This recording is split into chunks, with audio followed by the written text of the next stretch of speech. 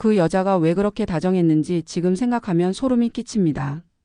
언제나 웃고 언제나 먼저 연락하고 다정하게 챙겨줬던 그녀. 하지만 그 다정함 뒤에 감춰진 건 한 사람만을 향한 진심이 아니었습니다. 누구에게나 같은 미소, 같은 말투, 그리고 같은 방식의 배신. 안녕하세요. 중년 남녀 심리 상담을 20년 넘게 이어온 김은주 상담사입니다. 오늘은 바람기 있는 여성들이 공통적으로 보이는 심리적 패턴에 대해 이야기해 보려 합니다. 처음엔 알아차리기 어렵지만 분명한 전조가 존재합니다. 이 영상을 통해 지금의 관계를 다시 돌아볼 수 있는 기회가 되시길 바랍니다. 이야기가 도움이 되셨다면 구독과 좋아요 부탁드립니다. 댓글에 이 하나만 남겨주시면 정말 큰 응원이 됩니다. 1. 속궁합 핑계로 외박 늘리는 여자 그 심리. 연인 사이에서 속궁합이라는 단어는 은근한 민감함을 동반합니다. 하지만 그 민감함을 이용해 의도적으로 외박을 반복하는 여성, 과연 그 속마음은 무엇일까요? 처음엔 호기심일 수 있습니다. 하지만 시간이 지나도 끊임없이 외박을 요구하고 장소를 바꾸거나 새로운 자극을 원한다면 이야기가 달라집니다. 이런 행동 뒤에는 단순한 친밀감이나 애정이 아니라 확인받고 싶은 욕구 혹은 자극에 중독된 심리가 숨어 있습니다. 대전에서 직장 생활을 하는 42세 정모 씨는 사귄 지 2개월 된 여자친구와 매주 주말마다 외박을 하게 됐습니다. 그녀는 항상 우리 궁합이 맞아야 오래 만나지 않겠어? 라며 정 씨를 자연스럽게 이끌었고 어느새 외박은 습관이 되었습니다. 그러다 어느 날 그녀가 연락 없이 잠적한 후 다른 남자와의 사진이 SNS에 올라온 걸 보고 충격을 받았죠. 속궁합을 핑계로 지속적인 외박을 유도하는 여자는 상대를 감정이 아닌 자극의 수단으로 여길 가능성이 큽니다. 즉 관계를 깊이 있게 이어가기보다는 감각을 확인하고 흥미를 유지하려는 욕구가 더 강하다는 신호죠. 또한 속궁합이라는 단어 자체에 집착하는 경우 관계의 본질을 애정이 아닌 성적 만족으로 착각하고 있을 수 있습니다. 그런 사람은 파트너가 조금만 거리를 두어도 쉽게 흥미를 잃거나 다른 대상에게 관심을 돌리기 쉽습니다. 중요한 건 빈도나 행동보다 그 안에 담긴 의도입니다. 서로가 감정을 나누고 애정을 확인하는 관계라면 자연스럽지만 끊임없이 물리적인 접근을 요구하고 감정을 이용하는 듯한 행동은 분명히 경계해야 할 신호입니다. 여러분도 혹시 반복적인 외박 요구를 받으며 묘한 불편함을 느끼신 적 있으신가요? 그 감정이 들었다면 이유 없는 불안이 아닐지도 모릅니다. 2. 이성에게만 친절한 그녀 바람의 전조다. 그녀는 누구에게나 친절했어요 라는 말은 때로는 경계의 신호일 수 있습니다. 하지만 자세히 보면 그 친절이 유독 이성에게만 집중될 때가 있죠. 이럴 때 우리는 한 가지 질문을 던져야 합니다. 그 친절은 정말 자연스러운 성격일까요? 아니면 관계를 위한 계산된 행동일까요? 서울에 사는 45세 최 씨는 이런 경험을 했습니다. 자신의 여자친구가 늘 사람들에게 다정하다고 느꼈지만 어느 날 유심히 지켜보니 여자친구의 웃음은 남자 앞에서만 유독 길고 농담도 이성 앞에서만 훨씬 적극적이었다고 말합니다. 그녀는 심지어 동성 친구와의 모임엔 무관심하면서 남자 동료와의 술자리는 절대 빠지지 않았죠. 이성에게만 유난히 친절한 여성의 경우 그 친절함은 관계 확장의 수단일 가능성이 큽니다. 관계를 맺기 위해 혹은 관심을 유도하기 위해 자신이 가진 매력을 선별적으로 사용하는 거죠. 이러한 행동은 종종 바람의 초기 단계로 이어지기도 합니다. 특히 이런 여성이 공통적으로 보이는 특징 중 하나는 그냥 친절했을 뿐이라며 자신의 행동을 정당화한다는 점입니다. 하지만 반복적인 이성 중심의 행동은 상대에게 신뢰를 무너뜨리고 결국 관계의 균형을 흐리게 만듭니다. 진짜 따뜻한 성격의 사람은 남녀를 가리지 않고 누구에게나 비슷한 온도로 대합니다. 그런데 특정 대상에게만 웃고 말 걸고 배려하는 행동이 반복된다면 그건 단순한 친절이 아니라 의도된 선택일 수 있습니다. 여러분 곁에도 그런 사람이 있지는 않으신가요? 눈에 보이지 않던 이성 중심의 친절함, 그 배경에는 진심이 아닌 목적이 숨겨져 있을 수 있습니다. 한 번쯤 냉정하게 돌아볼 필요가 있습니다. 3. 몸매 강조한 셀카와 과한 SNS 외적 어필의 이유. 누구나 SNS에 자신을 표현하고 싶어 합니다. 하지만 그 표현이 유독 몸매를 강조하거나 지나치게 성적인 포즈와 시선을 담고 있다면 그 안에는 단순한 자기 만족 이상의 심리가 숨어 있습니다. 요즘 흔히 볼 수 있는 건 과하게 꾸민 셀카, 수영복 사진, 가슴골이나 골반을 부각한 포즈. 여기에 날씨가 좋아서 기분이 좋다는 멘트가 달려있곤 하죠. 겉으로는 평범한 일상처럼 보이지만 실상은 보여지기 위한 욕망이 강하게 투영된 결과물입니다. 부산에 사는 46세 김 씨는 교제 중인 여자친구의 SNS를 우연히 보다가 당황한 적이 있다고 합니다. 자신과는 공유하지 않았던 노출 있는 사진들이 수십 명의 남성 팔로워들에게는 공개되어 있었던 겁니다. 김 씨는 그제야 그녀가 사진을 통해 누군가의 시선을 지속적으로 갈망하고 있었다는 사실을 알게 되었죠. 몸매를 강조한 셀카는 단순히 자신감의 표현이 아닙니다. 자신에 대한 주목, 관심, 그리고 이성에게서의 선택받고 싶은 욕구가 강할수록 이런 방식의 사진 업로드가 잦아집니다. 특히 관계 중에도 이런 외적 어필이 멈추지 않는다면 감정의 중심이 지금의 연인이 아니라 세상의 평가에 맞춰져 있는 것일 수 있습니다. 물론 자신을 꾸미고 당당하게 드러내는 것은 건강한 자존감의 일부일 수 있습니다. 하지만 그 표현이 끊임없는 성적 자극과 연결되어 있고 매번 이성의 반응을 확인하려는 듯한 행동으로 이어진다면 그건 단순한 표현이 아니라 유혹입니다. SNS는 현대의 거울입니다. 그 사람의 심리, 욕망, 성향이 그대로 드러나는 공간이죠. 만약 누군가가 관계 중에도 계속해서 이성의 시선을 유도하는 듯한 게시물을 올리고 있다면 지금 그 사람이 바라는 건 연애의 안정이 아니라 선택받는 쾌감일 수 있습니다. 여러분은 혹시 그런 SNS를 보고 의심스러웠던 적 있으신가요? 그 느낌 결코 그냥 넘길 일이 아닙니다. 4. 남자 없는 틈이 무섭다. 연애 공백이 긴 여자들의 진실. 사람은 누구나 외로움을 느낍니다. 하지만 그 외로움을 채우는 방식은 사람마다 다르죠. 그런데 연애 공백이 긴 여자가 갑자기 빠른 속도로 누군가와 가까워지고 또 쉽게 다음 사람에게로 옮겨가는 모습을 본 적 있으신가요? 이는 단순한 외로움이 아니라 남자가 없는 공백 자체를 견디지 못하는 심리에서 비롯됩니다. 그런 여성들은 연애가 끝나자마자 곧바로 다음 관계를 찾으려 하고 혼자 있는 시간을 견디기보다는 누군가의 온기로 불안을 덮으려 합니다. 대구에 사는 44세 이 씨는 만난 지 얼마 안 된 여자친구가 갑작스럽게 진도를 재촉하고 자꾸만 우린 운명 같다는 식의 말을 반복하자 이상하다고 느꼈습니다. 알고 보니 그녀는 지난 8년간 10번 가까이 연애를 반복했고 이별하자마자 다음 남자와 바로 사귀는 패턴을 가지고 있었습니다. 이런 여성들의 공통된 심리는 관계 중독입니다. 스스로를 온전히 바라보는 시간이 부족하고 혼자 있는 상태에 대한 두려움이 크기 때문에 늘 누군가에게 매달리듯 관계를 이어갑니다. 처음에는 다정하고 적극적으로 보이지만 이내 상대를 지나치게 소유하거나 감정 기복이 심해지기도 하죠. 특히 중요한 것은 연애 공백이 길다고 해서 모두가 문제 있는 건 아니라는 점입니다. 중요한 건 그 공백을 어떻게 견디느냐입니다. 스스로를 돌아보고 감정을 정리하며 시간을 보내는 사람은 오히려 더 성숙해지지만 공백을 불안으로 여기며 무조건 누군가를 찾는 사람은 또 다른 상처를 반복하게 됩니다. 여러분 곁에 그런 사람이 있다면 조심스럽게 그 사람의 관계 패턴을 들여다보세요. 그리고 자신도 마찬가지입니다. 혼자 있는 시간이 무서운가요?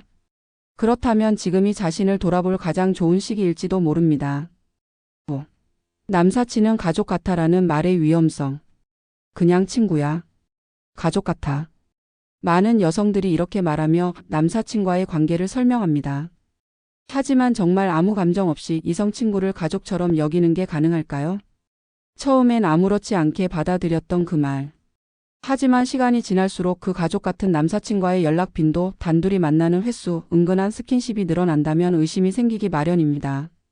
서울에 거주하는 47세 정모 씨는 연애 초반 여자친구가 자주 오빠는 그냥 나 어릴 때부터 알고 지낸 남사친이야. 가족이나 마찬가지야 라고 말하며 늦은 밤에도 자연스럽게 그 남자와 연락을 주고받는 모습을 보았습니다. 어느 날은 단둘이 여행을 다녀오기도 했죠. 정 씨는 끝내 이 상황을 받아들이지 못했고 결국 관계는 깨어졌습니다. 문제는 가족 같다는 표현이 관계를 무장해제시키는 도구로 자주 사용된다는 점입니다. 심리학적으로 보면 가족 같다고 반복해서 말하는 사람은 그 관계를 통해 애매한 경계 안에서 감정적 위안을 얻고 있을 가능성이 높습니다. 즉 연인에게서 받지 못한 감정적 안정감을 남사친에게서 채우고 있는 거죠. 그런 관계는 감정선이 흐릿해지기 쉬우며 결국 바람의 씨앗이 되기도 합니다.